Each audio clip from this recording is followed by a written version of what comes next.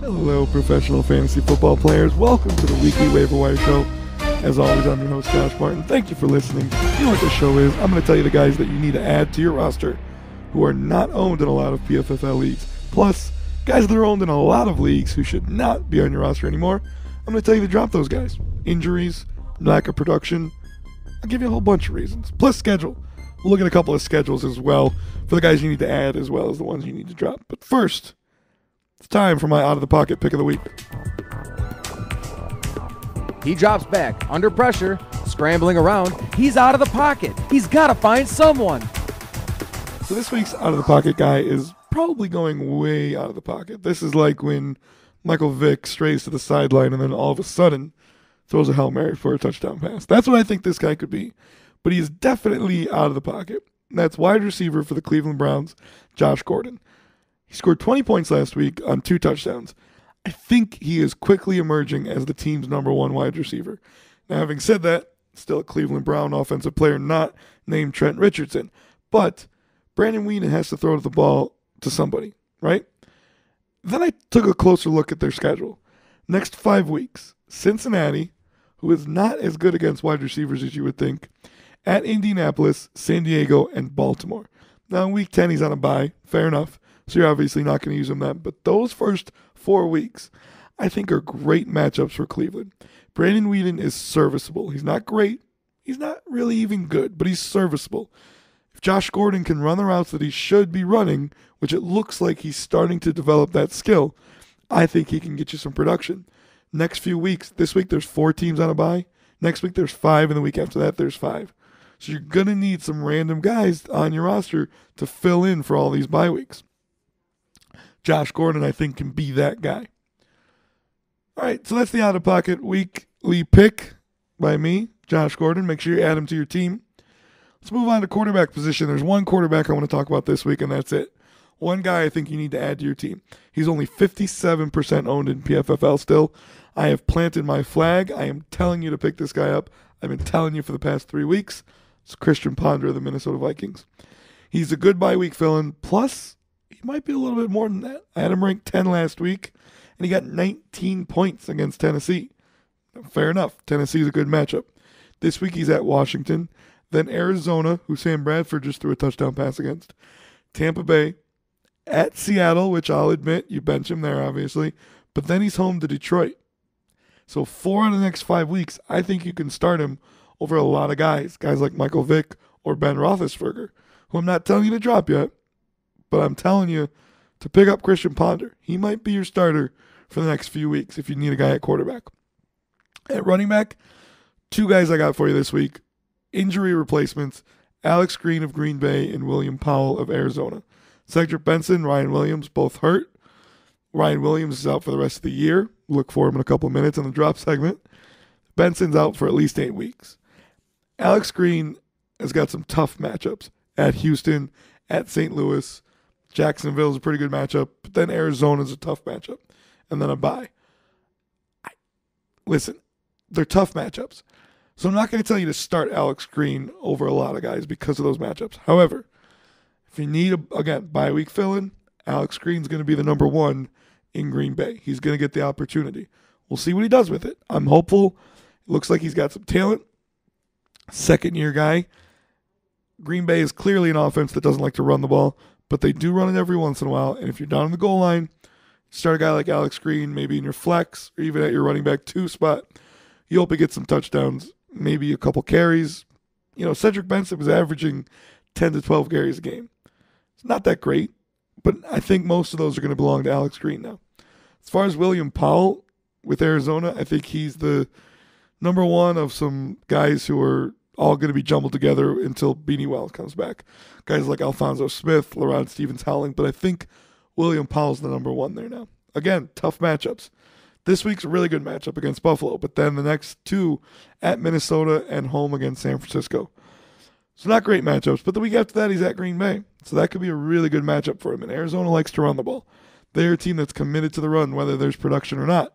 If you're a Ryan Williams owner or a Beanie Wells owner, you know that by now, unfortunately. They're committed to the run, whether there's production or not. So I would add both those guys. I would store them. I don't think I'm going to tell you, remember the Stardom Sit 'em show is this Friday with me. I don't think I'm going to tell you to start either of them, but look for it. We'll see what the matchups look like. We'll see what the rankings look like and where I have them. I haven't put together the rankings yet, so I might have them as starters. We'll see. At wide receiver, Chris Givens. He's not owned at all. He's not owned at all in PFFL, 0%. Danny Amendola is hurt. Somebody's going to get that production. Chris Givens is the one that got the long touchdown last week against Arizona.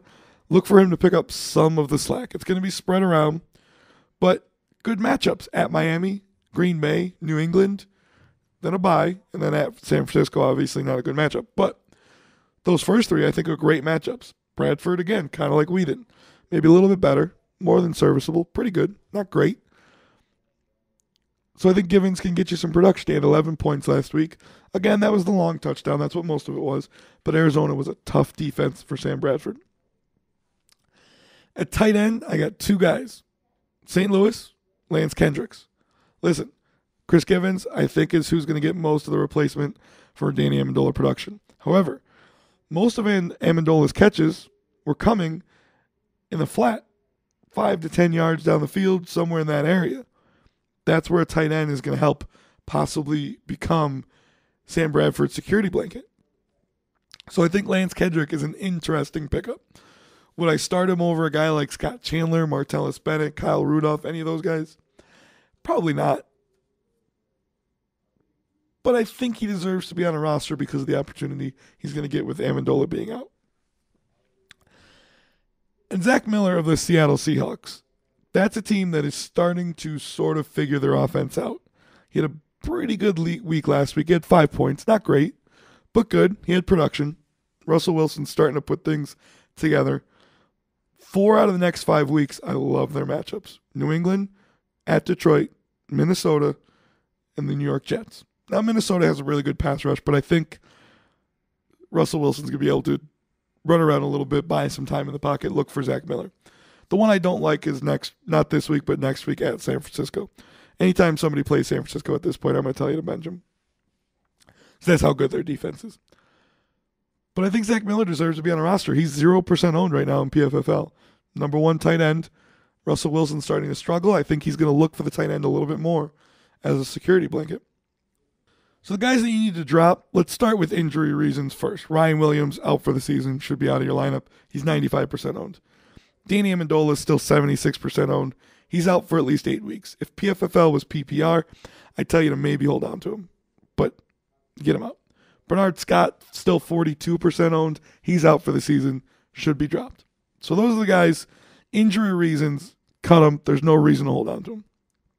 Now, lack of production. Jackie Battle got up to 100% owned in PFFL for good reason.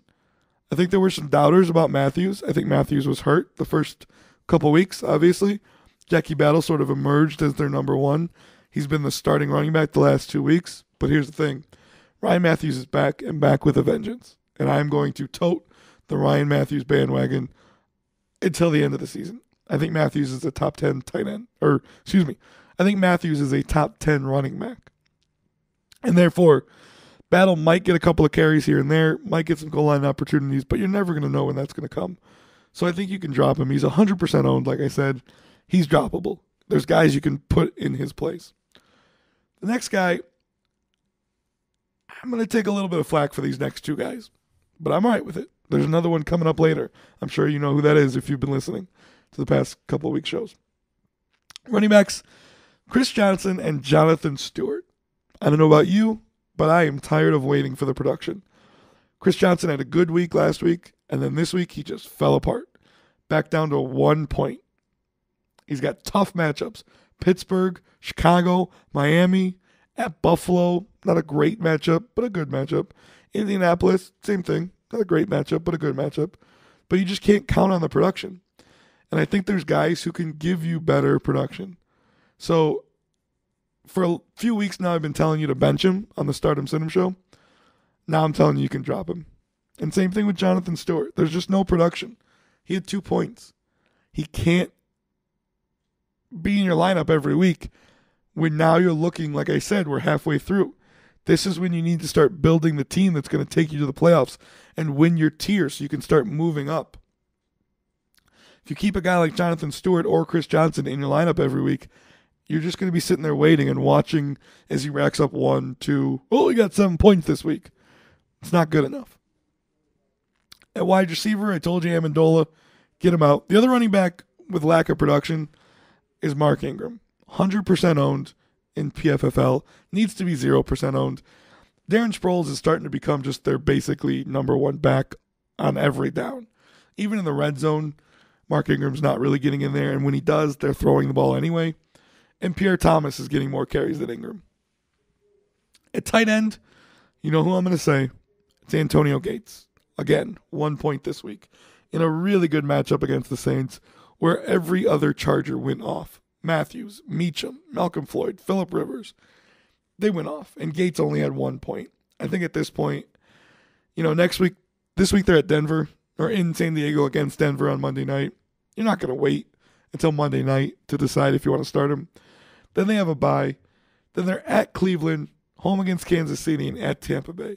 Sounds like great matchups, but all those teams actually do really well against the tight end. And I think there's better tight ends out there. Zach Miller, Lance Kendricks, Kyle Rudolph, Scott Chandler, Martellus Bennett. All guys that I'd rather have over Antonio Gates at this point. So that's the show for this week. Remember, I'm trying to get you a win for this week. I'm also trying to get you a win in your tier. So these are the guys I think you should add and drop to help you do that. Listen to all of the great PFFL Radio Network content we have. Thursday is the GoPro with the Fantasy Geek. Fridays is the Stardom Situm Show with yours truly. Plus, don't forget Wednesday is PFFL Live as well with John Hampton. And Saturday is PFFL Live Breaking News. So you get all your late breaking injury news. You can follow me on Twitter at JoshMartin33. I'll take any question you have as far as Stardom Situm or weekly waiver ads, how much you should spend in order to get the guys that I suggested you add. I'll answer those questions. And send me your tweets. I'll start reading them on these shows. I'm your host, Josh Martin. Keep smiling, keep listening, and always look both ways.